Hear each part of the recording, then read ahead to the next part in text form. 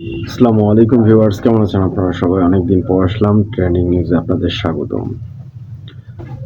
তো সাম্প্রতিক দেশের যে অবস্থা তা আসলে ভাষায় বর্ণনা করলে অনেকক্ষণ লেগে যাবে। তো সিম্পলি কিছু কথা বলি, সেটা হচ্ছে যে হাদি হত্যার বিচারের দাবিতে উত্তাল শাহবাগ পুরো বাংলাদেশের মানুষের হৃদয় বিচারের দিকেই তাকায় আছে। কিন্তু আমাদের যে ইন্টারিম গভর্নর মানে সরকার, তো উনি কোনো কাজ তেমনভাবে করতেই পারছে না। কারণ তিনিও কারো না কারো তাবেদারি করে। তো এই তাবেদার মুক্ত বাংলাদেশ চাই। যারা আধিপত্যের তাবেদারি করে সেই সব মানুষের থেকে মুক্ত একটা সরকার চাই আমাদের।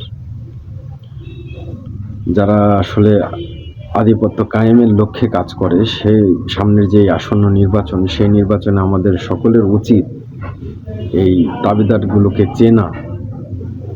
যারা নিজেদের ক্ষমতার জন্য শত্রুর সাথে আঁতাত করে এবং আধিপত্যের গোলামি করে, এদের বিরুদ্ধেই আমাদের দাঁড়াতে হবে একসাথে। কারণটা আগেই বলেছি, কারণ স্বদেশ প্রেম যার ভিতরে নাই তার ভিতরে ঈমান নাই। যে আপনি যদি আপনার দেশকে ভালোবেসে না বাসেন, তাহলে আপনার ঈমান নাই, এটা আমি লিখে দিতে পারি। যে কোনো মুফতি মাওলানার কাছ থেকে শুনে নিতে পারেন।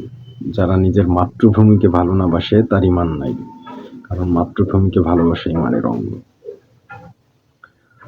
তো নিজের দেশকে যদি ভালোবাসেন, নিজের বিবেক, চোখ, ব্রেইন সবকিছু ঠিক পরিষ্কারভাবে মানুষের কথাগুলো দেখেন, মানুষকে বোঝেন, বোঝার চেষ্টা করেন। শুধু নিজের পকেট ভরার চিন্তা ভাবনা করেন না, তাহলে আজীবন গোলামির জিনজির পরেই থাকতে হবে। ধন্যবাদ সবাইকে।